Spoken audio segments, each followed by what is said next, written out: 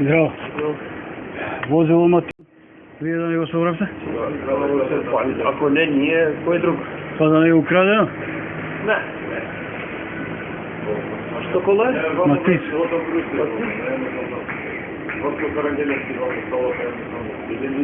Пред колку?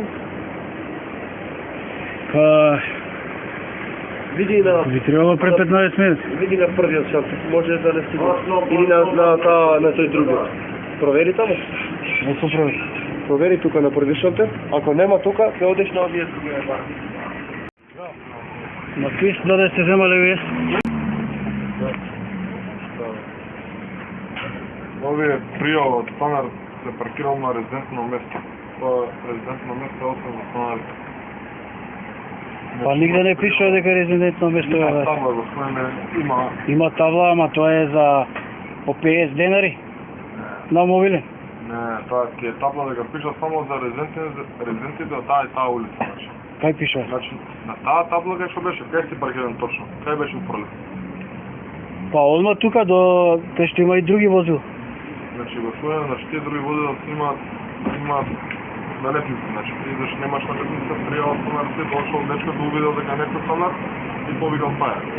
Така да не си смеа таму да се паркираш. Па кажи ми, тие другите возила тамо што барат? Зашто само моето возило, кога има тамо уште 6 други? Другите возила се станари имаат налепница, господине. Имаат налепница на тротоарот на почетокот кај знакот, што не идете го соберете не? Не гледам там. Ај одете тамо да видиш. Пријавил станар. И кај го пишува тоа дека станар има право? Имате ли запишено тоа? Дај да видам законот. По кој закон работите ви? Ајде да видиме законот, дај. Не може така бе, дечко. Ни порака на СМС, ништо. Ја мислев дека колата е украл некој. Има правилник по кој работи. Но? Има правилник по кој работи. На тоа се резидентство и паркиралиште. Ајде да видам правилникот, ајде. Баш ме интересира. На кој има табла Добре. и пишува дека е само за станарите. Добре, тоа пише. Ама законски како се спроведе? Дај правилникот да видам, ај. Ќе ти поднесам за приговор и ќе разговориме со приговор. Не може вака ова е индијанци каубојци. Ќе ти поднесам за приговор, има за право на тоа и ќе разговориме по приговор. А имаме ја прави на многу други работи. Само тоа ќе дое после. Дај се кажи ми возило така е. Видели 500 станари за паѓање тука, но видели 500 и лична карта. Пратете ми по сметка, ќе ви платам на фактура. Кеш нема. Вие не сте банка. Ај. Не може да Прати ми на фактура и ќе ви платам преку остане фактура. тука возилото. Дека ни го плати. А начинот на плаќање не го одредувате вие?